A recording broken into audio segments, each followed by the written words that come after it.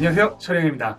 네, 오늘 할 얘기는요, 손절해야 되는 인간관계의 유형에 대해서 좀 얘기를 해보려고 합니다. 네, 살다 보면 정말 별별 사람을 다 만나게 되는데, 뭐 정말 예의가 없는 사람도 있고 또라이도 있고, 뭐 가끔 이건 뭐 소시오패스가 아닌가, 아니면 사이코패스가 아닌가, 그렇게 생각되는 사람들도 있고, 하여간 여러 종류의 인간들을 만나게 됩니다. 근데 그 사람들과 모두 뭐 다 좋은 관계를 맺을 수는 없습니다. 그래서 반드시 관계를 끊는, 뭐 요즘 유행하는 말로 손절이라고 하죠. 그게 필요해지는 때가 오는데요. 어떤 유형의 인간들과 손절을 해야 되는지 거기에 대해서 좀 얘기를 해보려고 합니다. 네, 이유는 알 수 없지만 그냥 만나는 것만으로 짜증나고 불편한 사람이 있습니다. 뭐 특별한 이유가 없어요. 그냥 싫어. 처음 봤을 때부터, 보통 대부분 그런 사람은 처음 봤을 때부터 별로 마음에 안 듭니다. 이런 경우는 대체적으로 그 사람과 내가 약간 상극이라고 생각하면 돼요. 애시당초 그 기질이나 성향이 안 맞는 거죠. 제 경험상 이런 사람과는 나중에 가서 좋은 관계가 되는 경우도 거의 없습니다.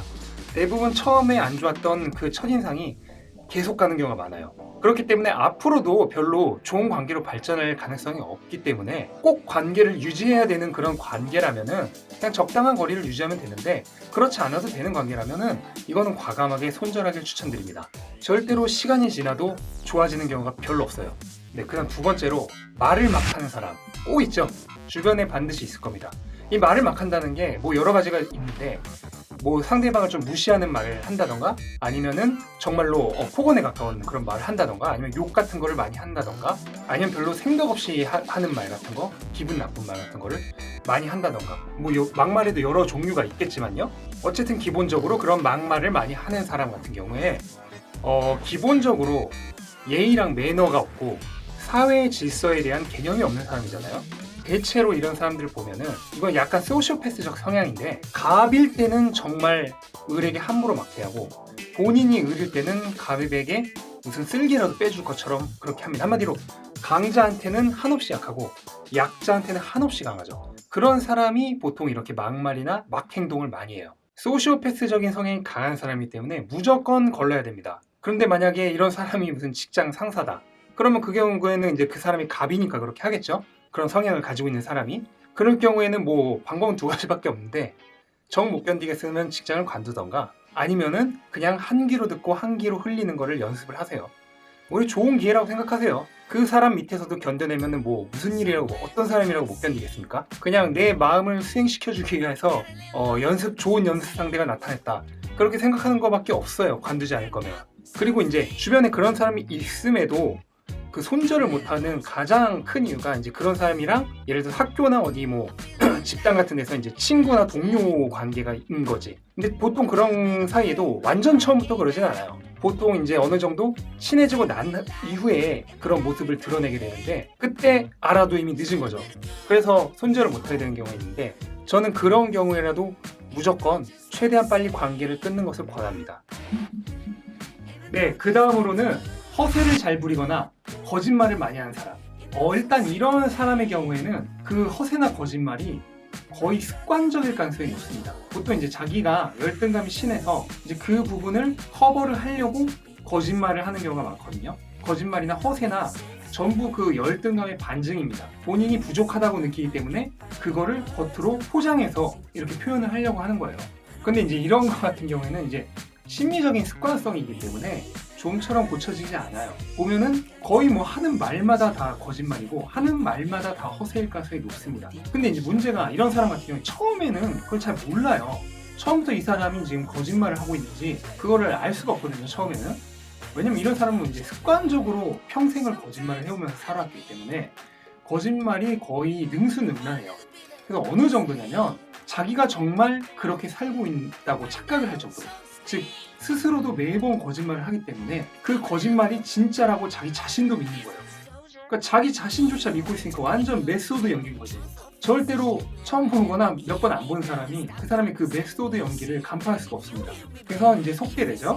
그래서 이제 친구가 됐거나 아니면 연인 사이가 되는데, 사귀게 되는데, 나중에 가서야 그것들이 이제 모두 허세였고 거짓말이었다는 게 들통이 나게 되죠. 그러면은 뭐 별거 아닌 친구 사이 정도였으면 말 그대로 정말 쉽게 손절하면 되는데, 정말 친한 친구가 됐다거나 여자친구, 남자친구가 이런 거짓말쟁이였던 거지. 그게 나중에 알게 된 거죠. 이런 경우 정말 많습니다. 보통 동성끼리의 친구는 정말 친한 친구까지 되기에는 시간이 좀 걸리기 때문에 그 전에 대부분 이제 간파가 됩니다. 근데 이제 성인이 돼서 보통 사귀는 거는 몇 번 안 만나보고 사귀는 경우가 많이 있잖아요. 실제로 소개팅이나 이런 같은 경우는. 그럴 경우에 이제 모르고 있는 상태에서 사귀게 되는 거죠. 그 사귄 후에 꽤 지나고 나서야 이제 알게 되는 겁니다. 이거는. 그러면 이제 상황이 심각해진 거지. 그냥 별거 아닌 사이면 손절해버리면 되는데 사귀는 사이니까 손절을 못하는 거야. 그래서 이때 가장 많이 하는 착각이 내가 이 사람을 고쳐야겠다. 내가 이 사람을 고쳐서 성실한 사람으로 만들어야겠다. 나는 그런 부질없는 희망을 가지고 끝내 손절을 못하고 엄청난 스트레스 속에서 연인 관계를 유지하는 그런 사람을 제가 실제로도 많이 봤습니다. 그래서 얘기를 하는 거예요. 그런데 그런 사람들 중에 잘된 사람을 단 한 명도 보지 못했습니다. 안타깝게도. 엄청난 스트레스 끝에 결국은 다 헤어졌어요. 진작 헤어졌으면 그나마 빠른 손절이라도 됐는데 정말 심적인 고통에 고통을 겪다가 그 끝에서야 겨우 헤어지게 된 그런 안타까운 사연들을 많이 봤어요. 그래서 저는 이 사람이 친구든 연인이든 그런 사람이다. 거짓말 많이 하고 허세가 센 사람이다. 그게 습관적인 사람이다. 라는 걸 알게 됐다면 그 순간 저는 손절하는 거를 무조건 추천드립니다. 그 다음 또 하나, 극단적인 성향이 강한 사람. 이런 사람 조심해야 돼요. 극단적인 성향이 강하다는 건 뭐냐면은 예를 들어서 뭐 극우파, 극좌파, 그 다음에 여성 혐오자, 남성 혐오자, 또는 장애인 혐오, 인종차별주의자, 뭐 여러 개가 있어요. 자신이 좋아하는 그런 성향과 그런 것을 극도로 좋아하고 그것과 반대되는 것의 성향을 가진 사람들을 극도로 비판하는 거죠. 그래서 어느 한쪽의 성향을 극도로 가지고 있으면서 다른 한쪽을 비판하는 사람, 이런 걸 이제 극단적인 성향을 가지고 있다고 하는데 저는 그렇게 생각해요. 기본적으로 타인에 대한 배려와 이해심이 많은 사람은 절대로 그렇게 한쪽으로 극단적으로 치우친 성향을 갖게 되지 않습니다. 상대방, 남에 대한 배려와 이해심이 없기 때문에 다른 사람의 감정과 생각을 생각하는 마음이 없기 때문에 어느 한쪽으로 극단적으로 치우친 성향을 갖게 되는 거예요. 그렇기 때문에 이런 사람은 기본적으로 타인에 대한 이려나 배려가 없고 초이기주의자일 가능성이 높습니다. 근데 초반에는 잘 몰라요. 그냥 이 사람은 좀 극단적인 성향을 갖고 있는 사람이구나 라고만 생각하기 쉬운데 결과적으로 그게 남에 대한 배려가 없고 자기만 아는 그 성향이 표출된 거기 때문에 이기주의자일 가능성이 매우 높습니다. 그걸 나중에서야 알게 돼요. 아까도 말했듯이 손절은 빠를수록 좋다. 이미 고통을 많이 겪고 나서야 손절을 하는 것은 별로 좋지가 않아요. 네, 그리고 욱하는 성질을 가진 사람. 이 주변에 보면은 순간적으로 좀 이렇게 화가 확 올라오는 욱하는 게 이제 기본적인 성격으로 있는 사람이 있습니다. 보면 알 거예요, 다. 이거 같은 경우에는 이제 성격적인 문제인데 기질적인 문제예요. 근데 그 내면에 어느 정도 이제 폭력성이 기본적으로 있는 겁니다. 이제 그거를 이제 자기가 제어할 수 있느냐 없느냐는 별개의 문제인데 저는 이런 유형의 사람들과 웬만하면 손절을 해요. 결국 그런 뭔가 좀 화가 확 올라오는 욱하는 성질이 언젠가는 이게 인간관계를 맺는 도중에 나타나더라고요. 그 부분이 나중에 굉장한 갈등 요소가 될 수 있기 때문에 저는 이런 사람을 손절을 하는 걸 권해요. 네, 그리고 또 하나 굉장히 싫은 유형이죠. 약속을 안 지키는 사람. 약속을 안 지키는 것도 이것도 습관성입니다. 보통 보면은 뭐 어쩌다 약속 안 지키는 거면 사실 문제가 되지도 않죠. 계속 습관적으로 안 지키는 사람들이 있습니다. 이거 같은 경우에는 일단 감정이 많이 상하잖아요. 나와의 관계를 별로 중요하게 생각하지 않는다. 나의 관계를 중요하게 생각했으면 약속을 지킬 텐데 라고 생각하기 쉬운데 사실 이런 사람들은 누구에게나 약속을 잘 안 지킵니다. 그냥 습관이에요. 그게 가족에게도 안 지키고요, 연인에게도 안 지키고 친구에게도 안 지킵니다. 여러분과의 관계를 소중하게 생각하지 않아서 안 지키는 게 아니에요. 그냥 습관적으로 약속을 안 지키는 거예요. 그리고 대부분 고쳐지지 않습니다. 이미 그렇게 평생을 살아왔기 때문에 안 고쳐져요. 그래서 이런 사람을 만날 때는 두 가지밖에 없어요. 하나는 손절을 하거나 또 하나는 만나려면은 그냥 이 사람이 약속을 안 지키는 사람이란 거를 인정을 하고 만나야 돼요. 그러니까 굳이 중요한 약속을 하면 안 돼. 그리고 사소한 약속을 했으면은 안 지킬 수 있다는 거를 이미 인식을 한 상태로 해야 되는 겁니다. 지금 만날 때 그냥 원래 약속 자주 안 지키는 사람이니까 이번에도 안 지킬 수 있다 라고 생각을 하고 만나야 돼요. 이 약속 안 지키는 사람에 대해서는 제가 나중에 따로 영상을 만들 생각이 있습니다. 이 약속을 안 지키는 거에도 유형이 여러 개가 있잖아요. 그러니까 그 유형별로 다 얘기를 하려면은 이것만으로도 너무 시간이 걸리기 때문에 이 약속 안 지키는 사람에 대해서는 제가 따로 영상을 만들 테니까 그 영상도 보고 싶으신 분들은 꼭 구독 부탁드립니다.